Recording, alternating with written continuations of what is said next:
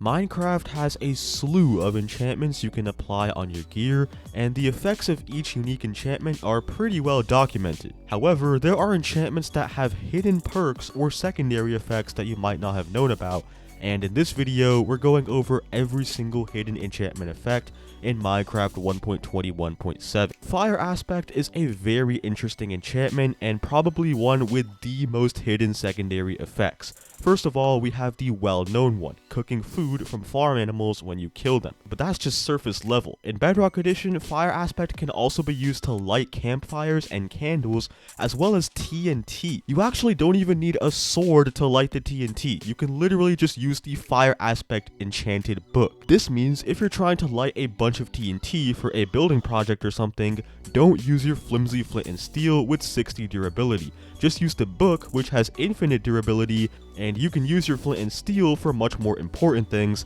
like emergency nether portals. We all know Respiration as the enchantment that allows you to breathe for much longer underwater without losing bubbles. This can be extremely useful for aquifer mining, or if you're just doing any sort of underwater project in general, so you don't need to carry around a crazy amount of doors or potions just to not die. However, Respiration actually has a second perk in that if you actually start drowning, the process will be way slower than usual, allowing you to really easily recover your health so you don't end up dying. This gives you more time to either find an air pocket to breathe or escape to the surface and regenerate your bubbles that way. Very useful secondary perk, especially considering drowning is probably one of the most embarrassing ways to die in the entire game. Let's face it, Bane of Arthropods is one of the worst enchantments in all of Minecraft, if not the worst. It only works against 5 mobs, 2 of which are easy fights without Bane, and 3 of which you almost never encounter or need to fight, like, at all. But despite being so awful, it does have an interesting second effect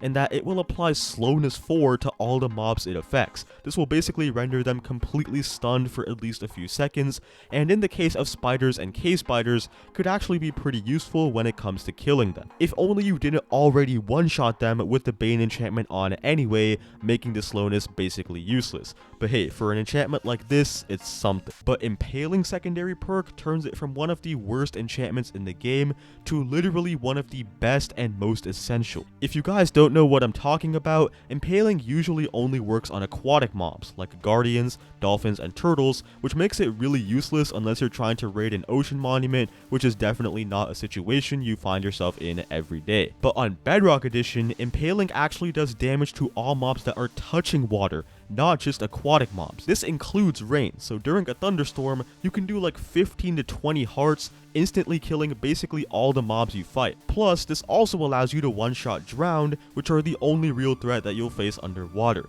It would be really awesome if we could get this special perk in Java, because it turns Impaling into an entirely different and just way more useful enchantment. Next up, we got Frostwalker. Frostwalker can be a pretty decent enchantment for water travel. It will create an ice path for you whenever you run across a body of water, making it so you don't actually have to swim. And while this seems like the only use for Frostwalker, its secondary perk might be even more useful. With Frostwalker boots on, you will be immune to damage from standing on magma blocks. This seems small, but makes nether expeditions so much easier, and on top of that, you can use this in extremely creative ways, like making a long tunnel full of magma that only someone with Frostwalker boots could cross without spending like 30 minutes, or during aquifer mining, using magma blocks to breathe without having to always crouch and slow down to do so.